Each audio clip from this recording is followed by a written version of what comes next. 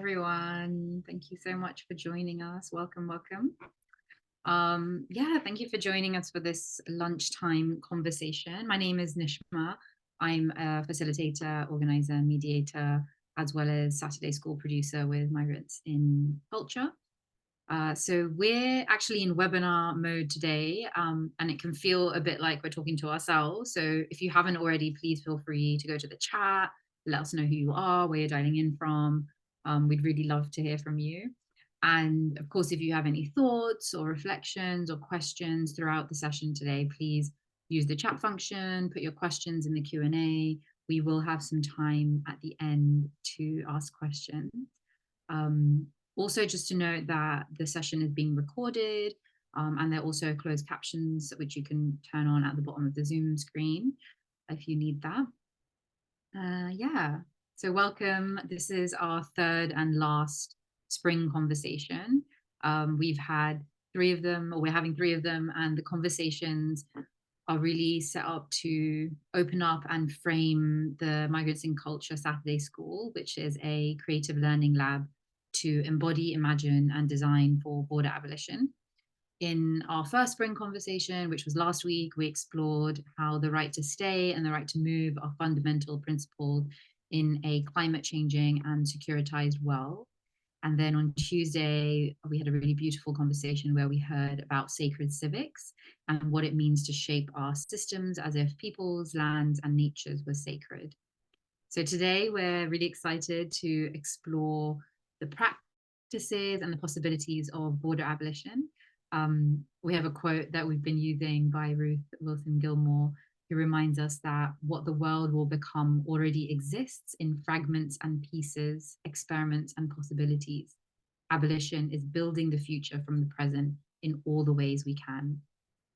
So as we build upon abolitionist movements of our past and collective visions of our future, we're asking today, in what ways are we witnessing the presence of abolition in the UK today? How are migrant and abolitionist organizers building on histories of resistance and experimenting into the future? So I'm really honored to be bringing together three incredible organizers to reflect on and help us start to map our collective efforts towards abolition. We have Gracie May Bradley, who is co-author of Against Borders, The Case for Abolition, and author of From Grenfell to Windrush in Pluto Press's After Grenfell, Violence, Resistance and Response. Gracie is a thinker, writer, and campaigner with interests in civil liberties, migration, surveillance, and state racism. We have Azfar Shafi, who is author of Race to the Bottom, Reclaiming Anti-Racism, editor at Ebb Magazine and member of Nijjor Manush, a campaigning group that aims to educate, empower, and organize Bengalis and Bangladeshis in the UK. He has organized in movements against racism, state violence, and around the Palestinian liberation struggle. And Kelsey, who is an abolitionist and organizer at Cradle, an abolitionist collective of people radicalized by their shared experiences of gender and racial marginalization. Kelsey works to resist state violence and build transformative justice and community-led responses to violence by creating space for skill sharing, imagining, and transformation. We have just under an hour together now. So we're going to start with some reflections from each of our speakers, followed by some questions with all of you. So we'll begin with you, Gracie. I'll pass it over to you. Oh, thanks so much for having us. And it's really nice to see in the chat where everybody is. Nice to be with everyone. Yeah, I mean, this is an interesting question. Nijjor, obviously, when we spoke a couple of weeks ago, you said, oh, it's been about 4 years since the book came out, isn't it? And I was like, no, the book came out in 2022, but it feels like so much has happened in the time since Luke and I pitched the book, wrote it, and, you know, here we are now. I think in the moment that we pitched the book, and I, you know, I want to be really clear, Luke and I don't think that we didn't invent border abolition. Like, we think the book comes out of movement, and we think it comes out of collective work and reflects a massive collective effort. So, you know, when we talk about the book, that's how we think about it. But in that particular moment, you know, it was 2018, 2019, we were a couple of years into the hostile environment having been introduced. And when I say hostile environment, I mean a specific set of policies that was set up to check people's entitlements to essential goods and services and exclude them if they had the wrong immigration status. So we'd had the hostile environment introduced. There were quite a few different campaign groups who'd sprung up against different bits of the hostile environment. Banking, I was part of Against Borders for Children, there was Docs Not Cops, so there were lots of different campaign groups. The Windrush scandal obviously happened in 2018, and what we saw there was, you know, this massive outrage against the hostile environment and what it had done in particular to elderly Caribbean people and Commonwealth residents. But we had maybe not seen so much outrage at what the hostile environment was doing to undocumented migrants in general. There had been the Stansted 15 action in 2017, you know, really amazing action to stop a mass deportation flight and the subsequent trial of those activists because there were terror charges brought against them. And in that moment, you had some NGOs doing some quite interesting stuff. So Bella Sankey was directing detention action, and they were going after charter flights, and they were going after deportation post-conviction. And there was a specific intervention that Luke and I wanted to make on tech as well, given that facial recognition was relatively new to the UK at that point. These kind of automated data sharing practices for the hostile environment were relatively new. And there were government aspirations to digitize the whole immigration system. And of course, you know, that was rise of Corbynism moment. So we pitched the book in a moment where it felt like there was a bit of an opening, actually, that we wanted to prize open even more, to see, you know, how far we could get it. How many people could we get included in this idea that, you know, your immigration status shouldn't dictate whether or not you have the basic means to live. That was the moment in which we pitched the book. And by the time it was published, we'd spent 2 years in a global pandemic, in lockdowns, in big arguments around vaccine passports, conversations around mandatory vaccinations, you know, having to write down your name and address and contact tracing when you went to the pub and things like that. There have been the global Black Lives Matter uprisings. You know, we had seen the repression of those uprisings here in the UK as well, horse charges against BLM protesters. Keir Starmer had become Labour leader, not much to say about that. And Boris Johnson, of course, was in charge of the Labour Party, and not the Labour Party, the Conservative Party. And the Tory party had tacked even further right than we had ever dreamed was possible. You know, we'd had Priti Patel and then Suella Braverman come in as Home Secretaries. And at the same time along that timeline, we'd had in May 2021, the amazing immigration raids resistance at Kenmure Street in Glasgow. November 2021, we'd had the Brook House 3 lay in a road at Brook House Immigration Detention Centre to stop people being removed from Jamaica. And then in June 2022, we had that brilliant, beautiful raids resistance in Peckham.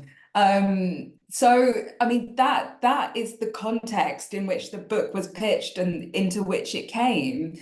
And in terms of where we are now, I mean, what I see is we've had a really significant shift from attacks on undocumented migrants to attacks on asylum seekers and the principle of the right to asylum in general.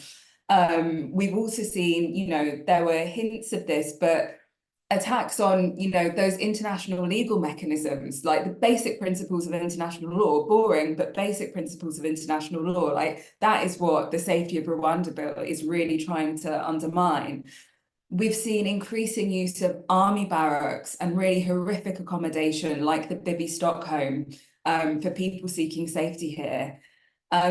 And there's also, I suppose, more optimistically, been, I think, a significant collapse of trust in the carceral state. I mean, we got to the point in the pandemic where the police were declaring that Easter eggs were banned, and Number 10 was having to come out and say, no, they're not banned. You can buy an Easter egg, even though it's not essential.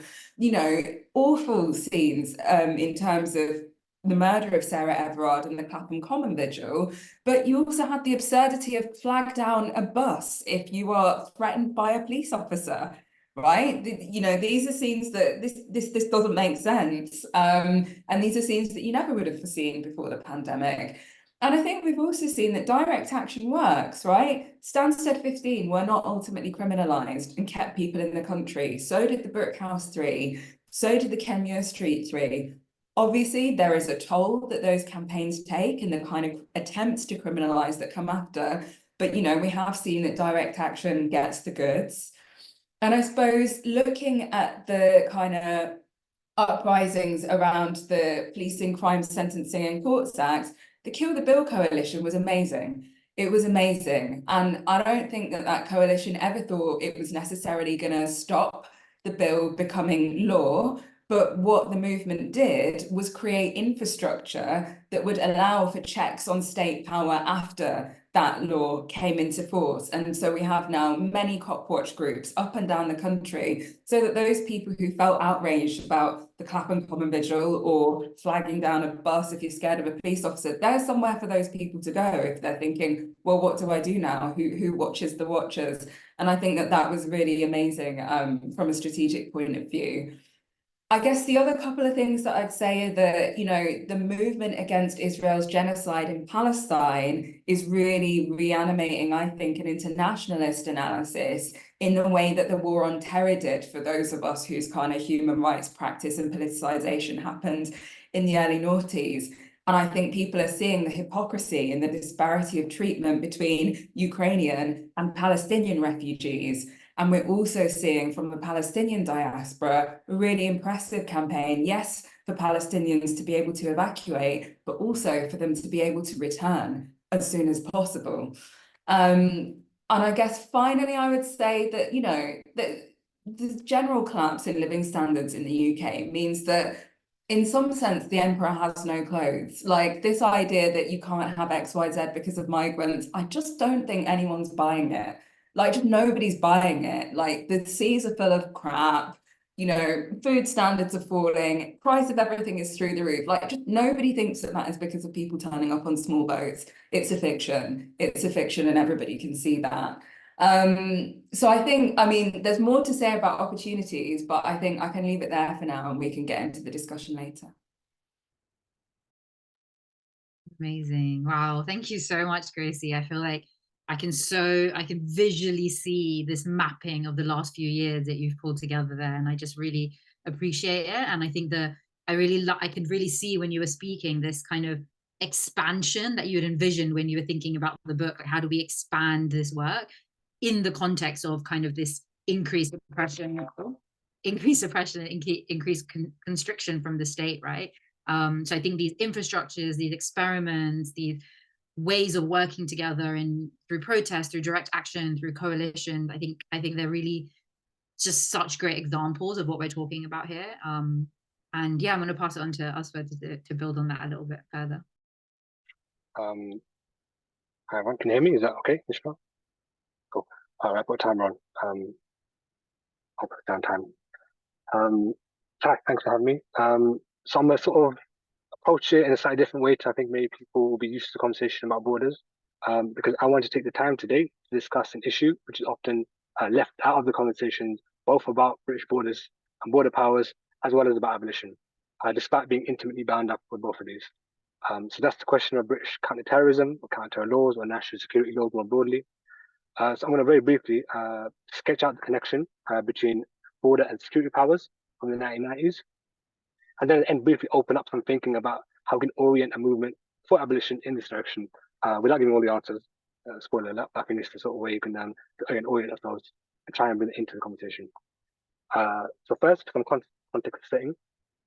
In the early 1990s, what we saw was obviously the collapse of the Eastern Bloc and the formation of the European Union in 1993.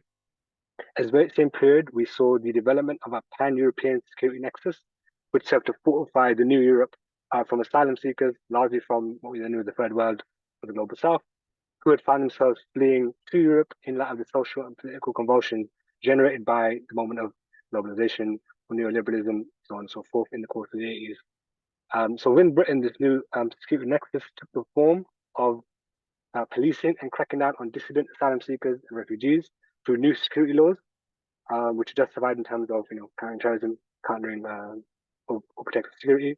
So during this period of the 1990s, the major target communities included the Tamils from Sri Lanka, Kurds from Iraq and Turkey and beyond, Sikhs from India, Egyptians, Algerians, and Palestinians in large numbers. Over the course of the 1990s, the figure of the asylum seeker in sort of the public imagination and the figure of the terrorist increasingly became one and the same, right? And this, what one term war on asylum from the 1990s, it blurred effortlessly into what we know as the war on terror after 2001, at which point the sort of baton was passed on to Muslims, who became, this new civilizational threat to Europe. In the decades since the 90s, what we've seen is the security itself of British citizenship become weaker, more conditional, and easier to withdraw than ever before, which has been justified again quite explicitly on grounds of counter-terrorism or counter-extremism, quote unquote. To the point that we're now seeing, I guess, what we can term the Islamification of British citizenship, people who are born here, especially, but not by any means exclusively that Muslim people. The case in point, I think, many people's point of reference is the British schoolgirl Shumir Begum, who was born here, bred here, went to Syria and is now stateless over there. So I guess I'm going to hold this. Oh. So sorry to interrupt. People are just saying in the chat that if you can speak a little bit slower, because there's like, from the mic, I think there's a Sure, like... Sorry, I think my gesticulation is not helping you. Cool, I'll try it.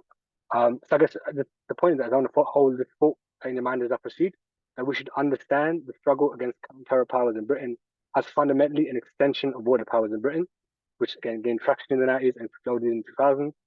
And we should place counter-terrorism firmly within the broader nexus of state violence, rather than externalizing it or compartmentalizing it as merely like a fringe issue or merely a Muslim issue, in a way that feels quite unhelpful.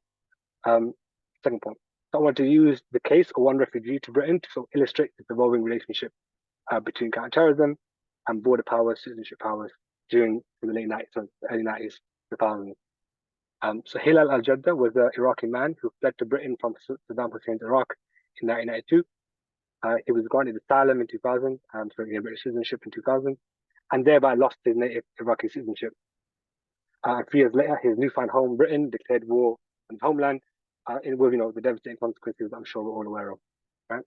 So upon a return visit to a post-Saddam Iraq, he was detained by British military forces, and in the midst of his 3-year internment without charge, possibly suffering abuse or torture, Britain's Labour Home Secretary Jack Smith made use of new border powers under the Immigration, Asylum and Nationality Act 2006, which are powers introduced as part of the Labour government's anti-terror crackdown after the July 2005 bombings, to deprive Hilal of his British citizenship, thereby rendering him stateless.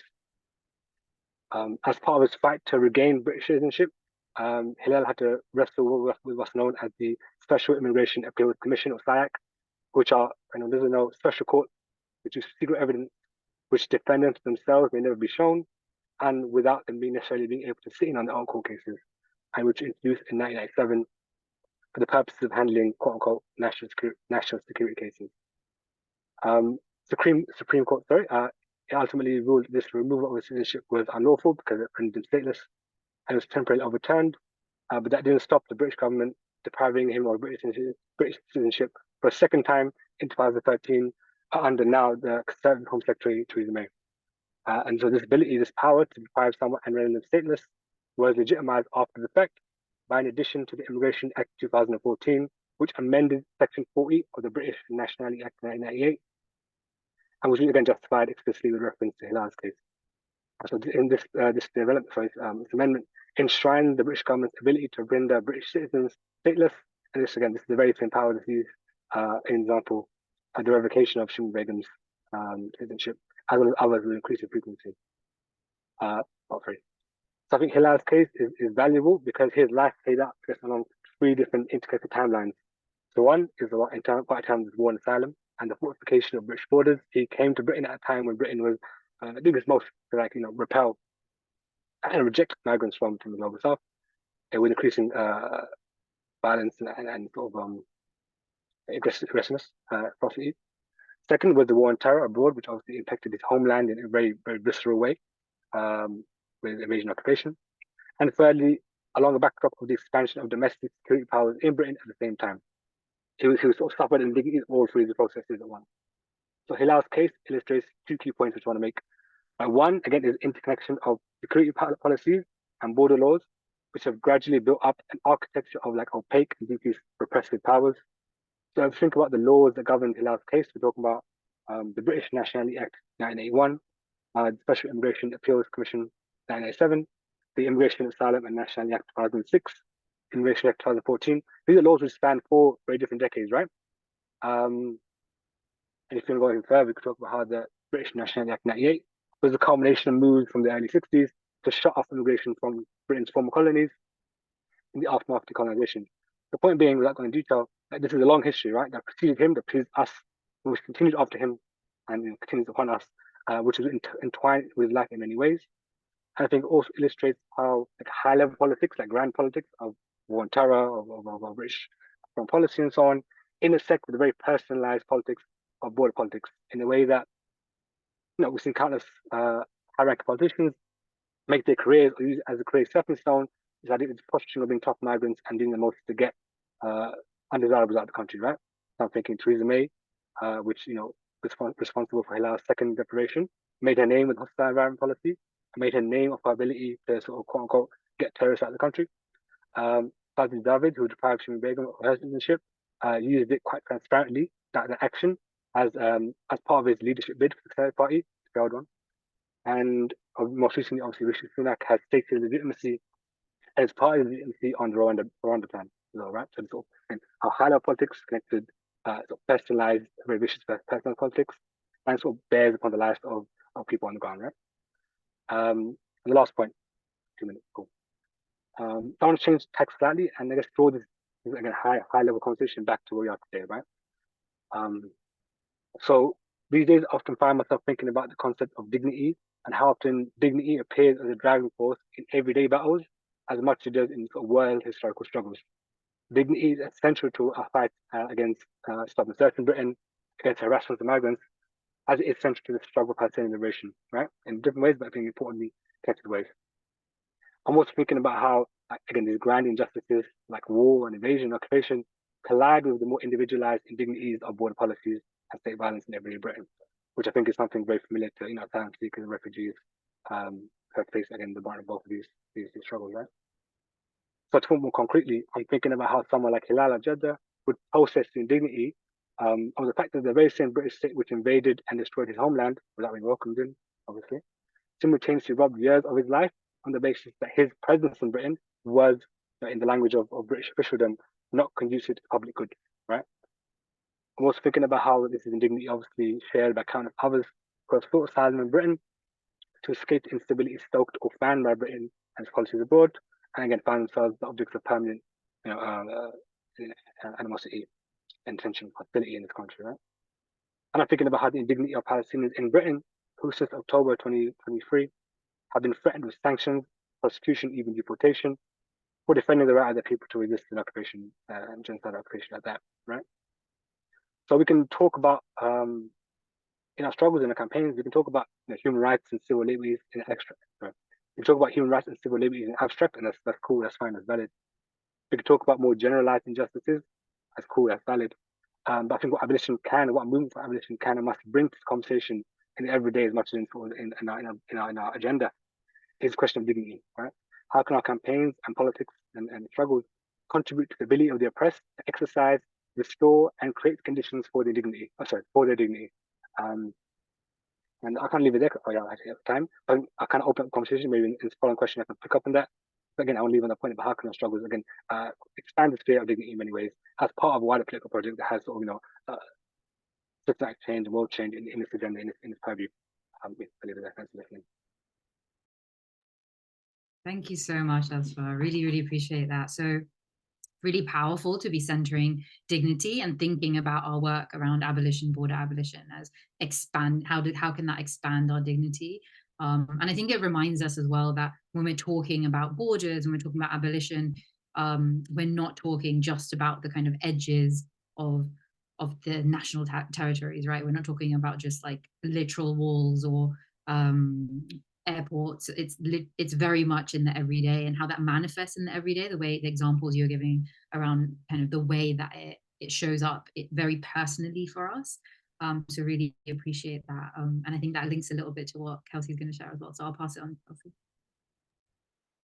Thank you. Yeah, thank you so much for folks hosting this, everyone who's attending today, and thank you so much, Gracie and Azfar, for sharing.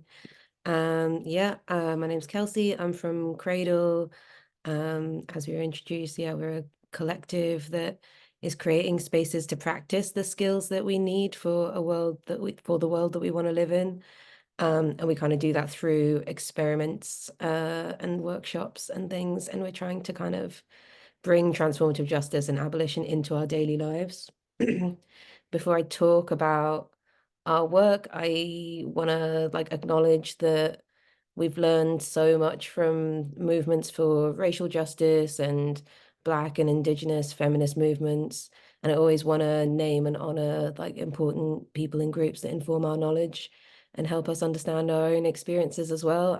This won't be a comprehensive list, obviously, but some of those folks are people like the Guyanese activists Walter Rodney and Andai, the work of the Black Panther Party, Angela Davis, Mumia Abu-Jamal, the Zapatistas,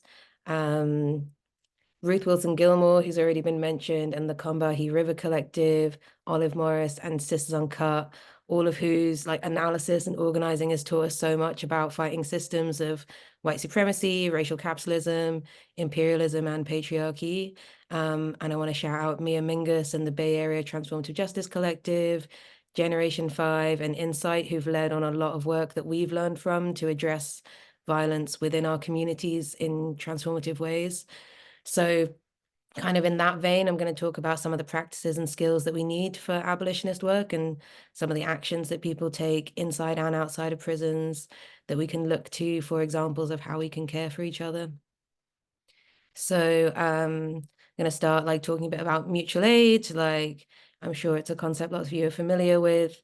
What that kind of can look like on the ground is marginalized people, often migrants, often sex workers, often racialized people, queer communities, providing each other with food, childcare, helping with forms, however long the benefits forms are now, 60+ pages, having people in the community who can actually help you advocate for getting disability benefits or universal credit and things like that. And things also delivery drivers sharing their accounts so that other undocumented people can have an income.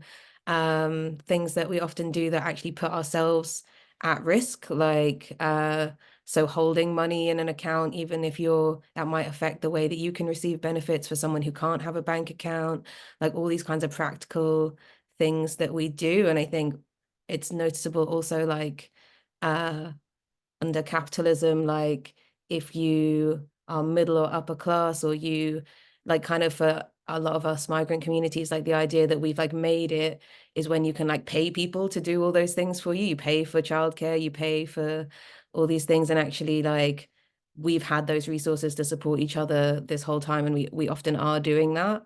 And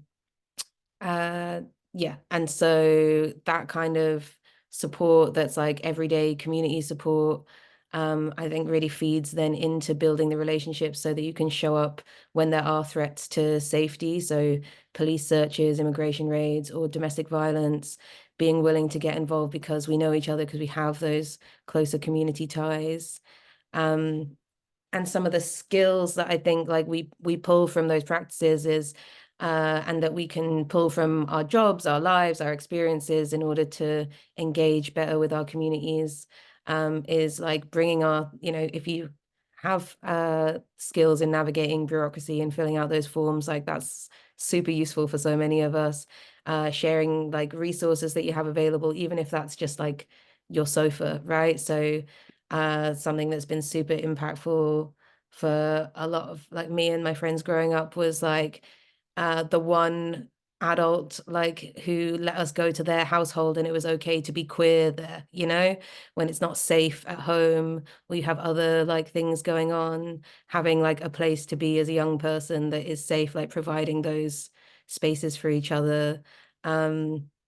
For state violence and interpersonal violence, having those skills to knowing your rights, obviously, knowing what your rights are under the law, being able to spread that information, having skills in interventions and de-escalation, again, like you ask a mum of like 5 kids, I bet you she's got really good de-escalation skills, right? It's not, doesn't have to be this like formal training that you have to pay thousands of pounds to become like a security guard. It's like the skills that we have all the time. Like I speak to so many youth workers all the time where on one hand in the media, we're so afraid of like knife crime and knife violence and youth violence. And then you speak to youth workers who are constantly getting knives away from young people, constantly like de-escalating those kinds of situations on like a daily basis, and doing that with a lot of love and care and through like knowing people in the community. And yes, just a lot of this. So there's those kind of like practical skills you can have, but so much of this is also relational work. So building trust by just like normalizing asking for little things with your neighbors, like building like those friendly conversations. And eventually, like, yeah, we know that through knowing a lot of people in your local area and your neighborhood, like that's when you can get the huge turnouts to resist things like immigration raids and stuff, right? When you can send out that shout out, people know what to do, they know where to go. And like, yeah, when we have the numbers, we can like really do like really effective resistance. I think I just always want to bring like conversations about abolition back to the prison and the things that are happening inside, but also the things that we are learning from our incarcerated comrades. Because I'm never, yeah, I don't know. It just feels really important to bring that conversation back. And so some of the things that before this session, I like did a little bit of crowdsourcing to collect some more examples of things that have been happening lately and that have been happening for a long time in prison. So obviously, like people pass messages to loved ones outside through other prisoners when they're being like denied access to the phone or people are put in segregation. The way that information travels and the way that people let each other know what's going on is really powerful and really beautiful, and is in itself resistance when you're being denied contact with the outside world, right? Is actually we fight against that isolation through those networks inside, and then that means that we're able to do actions that put pressure on the prison from the outside, right? We can do phone blockades or email chains on this great website, Action Network, where you can send multiple emails to different people, and like that just lets the prison know that we know what's going on and that we turn that surveillance back on them. We're like, we're watching you, we know what's happening. And then the ways that people inside, like, it's just basic things that people are constantly being starved and denied food in prison, having their belongings removed from them or denied to them. So people share food frequently, they cook for each other. If you're put in cellular isolation or segregation, then you won't have access to the kitchen, and people will come and like bring food. Like it's all other people who are incarcerated who do that work. It's not the security, that's not the guards, right? It's not the screws who are doing any of that. All they're doing is locking and unlocking doors, basically. But any care that's happening in prison is usually people doing that for each other. Yeah, sending the word out if people are being denied their belongings or medications, things like that, and putting pressure from the outside as well, but also then like the ways that people kick off in solidarity with each other in prison, giving advice on their legal cases, or lots of people make claims against the prison, like about their treatment. And so if they've had a successful claim, like passing that information on to other people so we can really cost the prison as much money as possible. And get people paid. People who are visiting will often like connect with each other in the visitor center, and then that helps us be able to like pass messages on and things like that when communication is difficult and the prison is denying that. And yeah, and calling lawyers and anything else that is needed. There's also at the moment, I can't say like which prison this is happening in, but is Muslim prisoners are getting together to like share clothes that they're no longer wearing, and actually trying to like get them out of the prison to donate to refugees from Gaza and people impacted by the genocide in Palestine. So I think that example is really, really beautiful for people who are incarcerated, trying to do what they can to support people. And even like when it comes to outside of the prison, like more and more we're seeing people who are in the areas where they're trying to build these new prisons, which is like out in the lovely English countryside. People are starting to not just be like, oh, I don't want this because it's bad for me, but they're actually asking those questions of like, why here, why now, and opening those questions as to like, you know, in so many deprived areas where like they don't even have like proper plumbing, and sewage is just going into the local lake or whatever. Like, why, you know, so looking at that and being like, why are you building this state-of-the-art prison next door when we could build like much better things for the community out here, when our mental health services and emergency services are already overloaded? What is bringing a prison gonna do? You know, like, how can we actually provide care for each other? These are all things that are starting to happen, that are breaking down those physical walls. It's breaking down those walls that they've built between us. And so some of those are just like some of the examples, I think, from inside and outside that I wanted to bring in. And I want to like end on thinking about the kind of creative and like dreaming part of this work as well, is that a lot of us have been doing this like dismantling, like campaigning work for a long time. But I find that my work with Cradle, it allows us to create like hope for ourselves, because we all like desperately need this world to also be happening now. And we create spaces where we can be practicing abolition now. We can be exercising these things that we're going to need for the revolution, after the revolution, forever, really. And so engaging with creative activities, engaging with imagination in our workshops. Sometimes that's creative writing, sometimes that's visualizations and meditations, sometimes that's role playing. So using these skills and trying to create like a safe environment where, you know, when we think about conflict, we think about de-escalating a situation, like what's going on in our bodies and the freezing that happens, trying to recreate that in like a gentle enough way, but enough that we can really see like, how can I practice actually doing this when I'm in that kind of activated state? And so creating spaces where we can really do that. And I just really, what I love is that people come away from those spaces feeling like confident to like try this stuff out. Like, it's not like a blueprint or anything, but it's just a case of, I know there's other people who want to do this. This world is going to be transformed and be safer if we all like start to intervene on harassment that we see on the way home from this workshop. If we start to think creatively and open our minds to all the different things we can do, that creates hope, and it just feels really like powerful in and of itself. And the last thing is that I was recently reminded, because this stuff, it doesn't always go super well, right? It doesn't, like, we do conflict mediation, doesn't always come to like the outcome that people who brought us in wanted it to.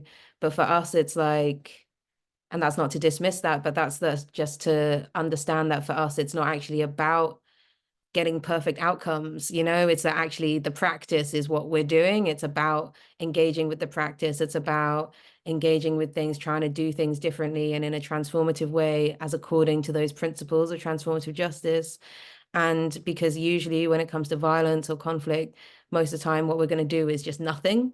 And what it does is just give us permission to do something. You know, most people actually aren't calling the police in every situation where something is happening. Most of the time we're doing nothing, you know. And so actually giving ourselves permission to try something and to keep trying and engage in that iterative process is one of the like kind of things that allows us to really engage with the possibilities and to keep learning. So that's me. I've probably gone over, but yeah, thank you.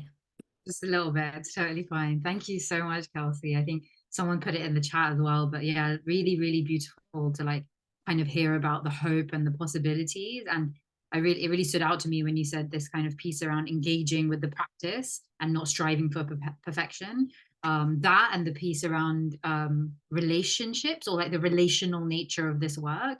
I think it can feel, like someone said in the chat, like sometimes this work can feel so abstract, but the example you gave was so tangible and so real to our, you know, to our relationships, to our communities. And I really appreciate that. So yeah, thank you everyone for these incredible sharings and really contextualizing abolition and border abolition in the UK for us. One of the goals sort of for this conversation was about mapping that ecology. So it feels really powerful to see that and understand what it is we're building on and how we can take this work forward as well. We have some time for questions, so if you want to pop any questions into the chat or into the Q&A, please feel free. I'll start us off with a question. So I'd love to hear from each of you, I guess a bit more on a personal level. How are you practicing abolition in the everyday? And maybe we can go in the same order if that feels comfortable. And then I'll have a look at the chat for questions as well. Yeah, sure, I'm happy to speak to that. I mean, my glib answer to that is my 5-month campaign with my neighbour to get him to stop stinking out my flat with weed without ringing the police and without kneecapping him, which has, you know, this is a couple of years ago, success, we're on speaking terms, very nice. It was a lot of work. I feel like I don't think he would have been that bothered if I rang the police. So I feel like the payoff is basically that I know that I didn't ring the police on him. But whatever, no weed smoke in the flat. But no, more seriously, although I mean that is abolition, you know, like we don't call the cops on our neighbours. But I suppose I would say like one bit of context for me is that I've been ill. So like at the same time as me and Luke were doing our book tour, I was getting diagnosed, being me, with this like 1 in a million, very serious, obscure thing. That's kind of taken 2 years of surgery and other stuff to sort out. And like that's all kind of come to an end now. But in terms of the way that I would have organized and done stuff before, like that has not been available to me. You know, I was in hospital in October watching everything happen in Palestine, and I was like, I can't walk, like I can't go on a march, I can't walk, like, so that has been, you know, like that's made me look at my abolitionist practice a particular way. So I suppose what I've been up to this last couple of years, you know, I've got a relatively modest platform, so I can say stuff, and I've got some modest resources, so I can move them around. So like this morning, I was signing up to the Society of Authors so that I can vote in their EGM to say support a motion for a ceasefire in Gaza. I've been making donations to fundraisers for Palestinians who are leaving Gaza. I make a regular donation to 5 for 5, which gives to trans femme crowd funds in the UK and organisations supporting LGBT women, and to the Almanar Cultural Centre, which you probably haven't heard of. I met them during a Grenfell project that I've been working on, but they've been doing amazing work supporting Grenfell Tower bereaved and survivors, and they want to build a nursery in memory of some of the children who died, and they're running a crowdfunder. And I think, you know, what Ruthie says about abolition as a place is really important to me. So I try and support places that people can gather. So like that's why Almanar was really important to me. And I'm on the board of Glasgow Women's Library. And like they're not an abolitionist organisation necessarily, like my analysis is not necessarily theirs. But I think it's an abolitionist organisation because it's a place where people can gather.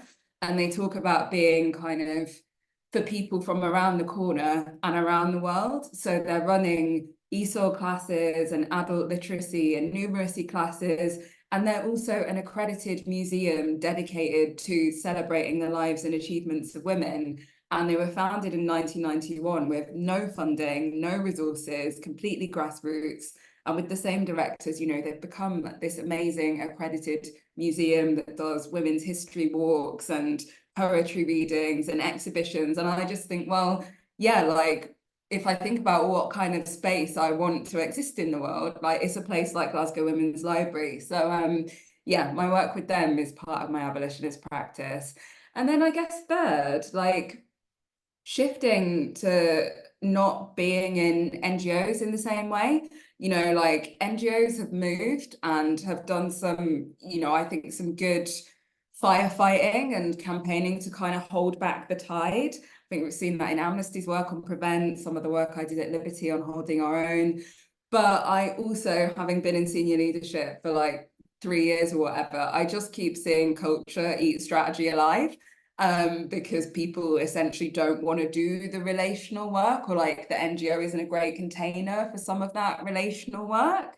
And so I actually, you know, I'm heading off to do my doctorate in fine art and creative writing, because I think what better rebellion to all of the people constantly disciplining us and telling us that the world can't be a particular way than to write it and say, well, this is what it might look like, this is what it might feel like, it might taste like, this is how we might get there together. So yeah, that's my like slightly existential abolitionist practice, but that's what happens when you have to have an 8-hour surgery. You know, you get your shit together.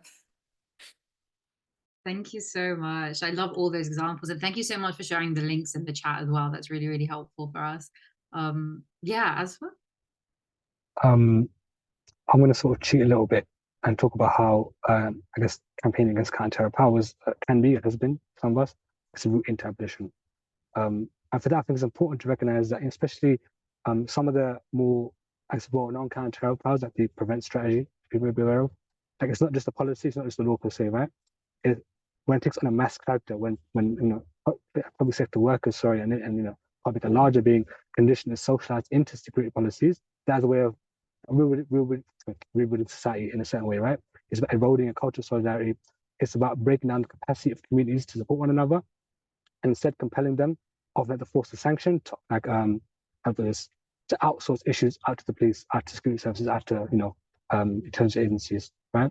So I think, to keep it very short, I think, because like I'm short, the way that campaigning against counter powers is a route into abolition, not just because it's about opposing a policy in the singular or in the abstract, because it's premised fundamentally on restoring the capacity of these communities to support one another, to build their own way of organizing, and to build their own way of social organizing. Yeah, I'll leave it there just to be very concise, and I think that's important to recognize.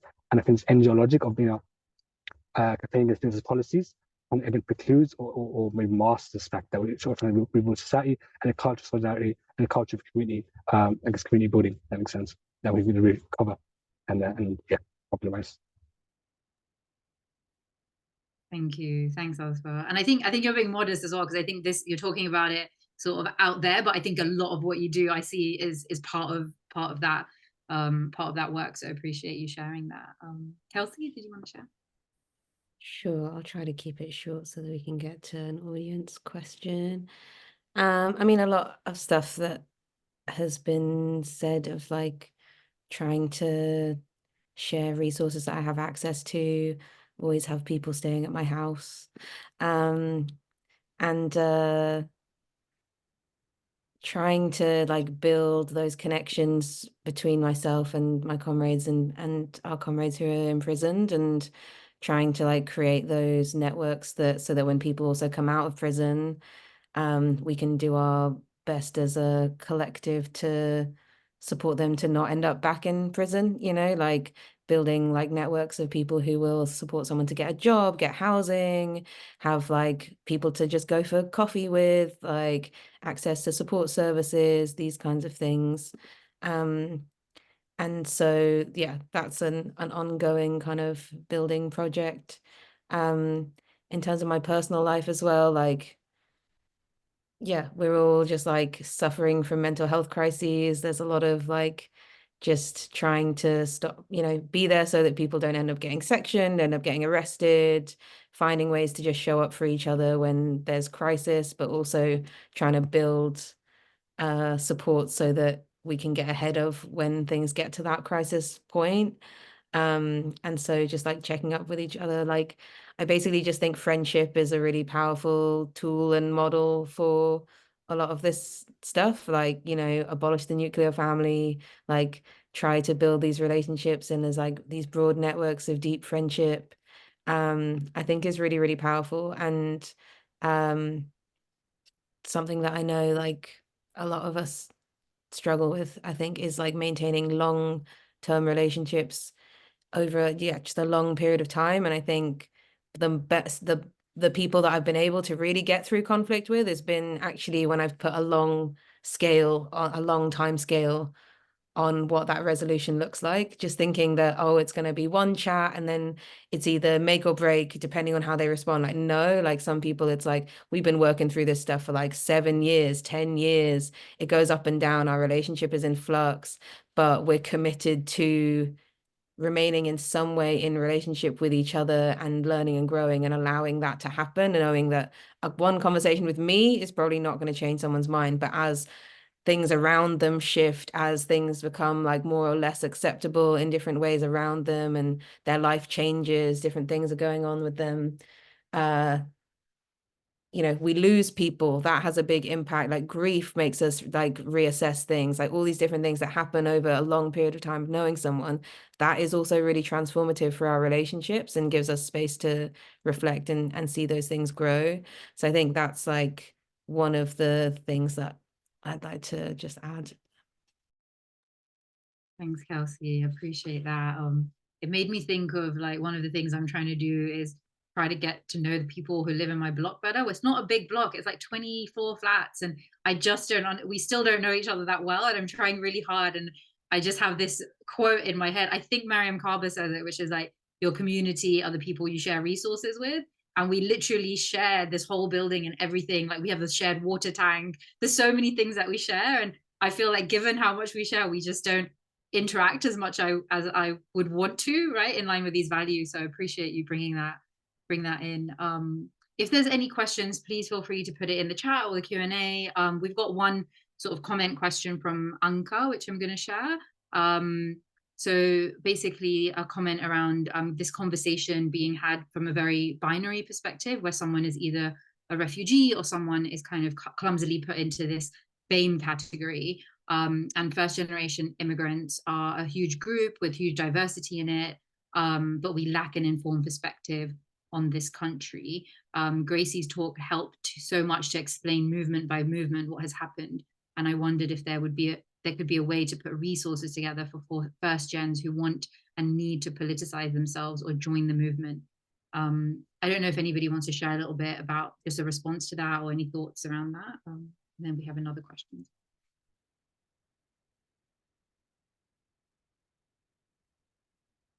What can we do both questions? Yeah, can you say both questions, and then we'll have time to think of an answer maybe by the time you absolutely, yeah.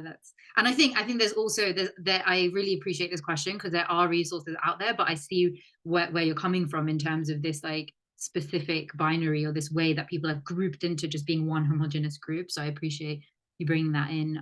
Lauren has asked, how do we start opening up these conversations about transformative justice, about how we heal our interpersonal relationships with folks who this is new or newer to, and where or how do we maybe start introducing it into our relationships, whether that may be with family or friends or community or work.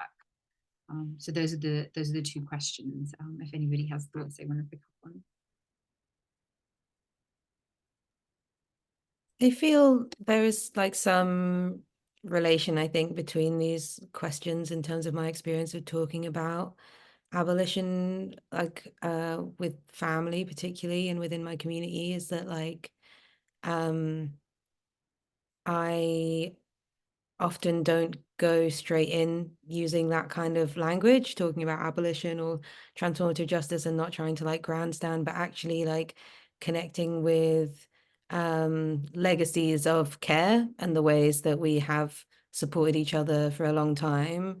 If I speak to my family that you know, lots of us grew up in Guyana, and where there's just simply not the same kinds of like charity industrial complex or like support, like welfare in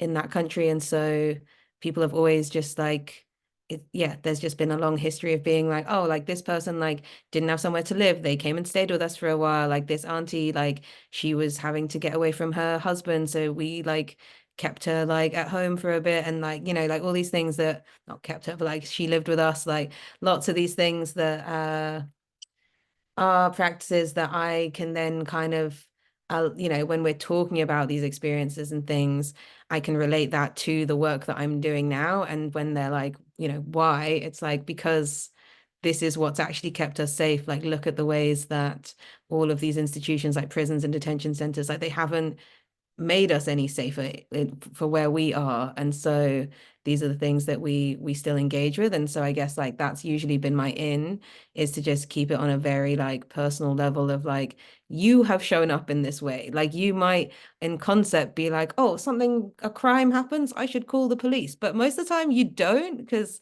you don't want to talk to them, like, and so like there's the narratives that we're told and what people like some, particularly having moved to the global north, that some of my family will like kind of parrot these ideas, but then actually when you break it down in terms of actually what they do, they're like showing up for each other all the time. And so really trying to like turn that into like, this is political. This isn't just, oh, this is just what we do. This is something that can be politicized and we can spread and we can learn and engage and get better at. So yeah, that's kind of how I've approached those things. I can speak very briefly, maybe in any more generalized terms, and I've got to run off the meeting actually right now. So I think for me, what's important to recognize is that we're in the midst of, and I think we can predict a number of radicalizing moments, which is all burst out into the open out there in 2020, I've been in October, and since then, and I think without being able to predict it, there are many moments like that when people who are otherwise quite closed off and quite set in the way of thinking can open to new ideas, and we can crystallize new ideas, new consciousness in their minds, right? So I think it's how do you prepare for those moments without being able to predict them, right? And for me, that means building the forms of organization, which can be formalized, maybe if you talk about family, friends, let's say set up a party, but set up forms of organizing in relation to one another, which you can use moments and seize upon them when they do open up. So again, for me, it's not this case of like banging on the theory drum or the political drum or the ideological drum per se. It's about establishing those organization forms when you can have those forms of again, building relationships, building conversations, and have this sort of political agility to recognize when this is the moment people are open to ideas and they can intervene more forcefully and sort of bring them in your direction, open up to ideas about abolition, so on and so forth. And I think to use sort of a somewhat weird example, so I'm thinking of an organizational form which I'm engaged in, which has been run on principles quite antithetical to in some ways abolition, right? So I'm thinking of my resident association in sort of where I live, right? So now block flats, like Nishma mentioned, it's in East London, predominantly Bengali area, large migrant area, but this sort of with one of those mixed sites, right? With a lot of people who are maybe local, but also a lot of people who've moved in recently, maybe from outside London, right? Gentrified, in short. I think they have often a battle about how do you prevent fellow residents from always putting on the call the police trigger when some young youths are sort of loitering around the state, right? And I think that's what that battle. And I think so. One is create your own organizational forms and have the ability, the flexibility to recognize when it's time to intervene more forcefully. And two is again getting involved in sort of the more mixed, more contradictory, even somewhat reactionary political formations like that, and try and sort of press the fight in a different direction, trying people to think another way, trying people to formulate new ideas, new strategies. Don't rely on the sort of trigger happy response of let's call the police because we don't like what's happening, let's call the police because it's around here, call the police, I don't know who's on our side, like that, and so on and so forth. So again, let's have a track record to prove positive in the last example. I think we're still work in progress. I think recognize the two fronts, with your own forms of organizing and intervene in places where people are already coming together, whether that because of their family, whether because of friends, or whether because they live together, and use that as a means to try and draw people in a more positive direction. I hope it makes some sense, but you have to leave right now, so I have a meeting right now. Thanks for listening and thanks for putting this together, Nishma. So, yeah. Thanks, Azfar. Appreciate that a lot. Gracie, did you want to add anything to these? There's also, I'll just say there is another question about internationalist abolitionist work and what that might look like. So if you want to incorporate that in as well, but no pressure, just wanted to draw attention. Yeah, all I was going to say was to Miles's question, which is I think movements against oppressive tech are really important. I think like when you look at the use of facial recognition, which was obviously like developed during the war on terror, has come home and now is being used on checkpoints through Gaza. When you look at the use of automated decisions in targeting, in the genocide in Gaza, like these are tools that many of us domestically have said these are disproportionately going to be deployed against groups that are already marginalized here at home. But now we see how dangerous it is that these bits of tech are normalized, you know, globally, because they're used not just to exclude people from welfare systems or deport them, but yeah, to kill them. So I think tech workers rising up, you know, we've seen no tech for ICE, no tech for apartheid, like those movements are really, really important. We've got Amazon workers mobilizing here in the UK. I think finding them and supporting them, I think, is a really key, like, key leverage point in the internationalist fight against genocide. But we don't have any more time. I'm not going to say anything else. Oh, I was so into listening to what you were saying. I wasn't paying attention to the time. But I do want to say thank you so much, everyone. It's been such a powerful conversation to close out this spring series. Just so much amazing work happening, and I think a lot of possibility. I heard a lot of possibility and hope in everything that you were sharing, and I think that's really needed and appreciated.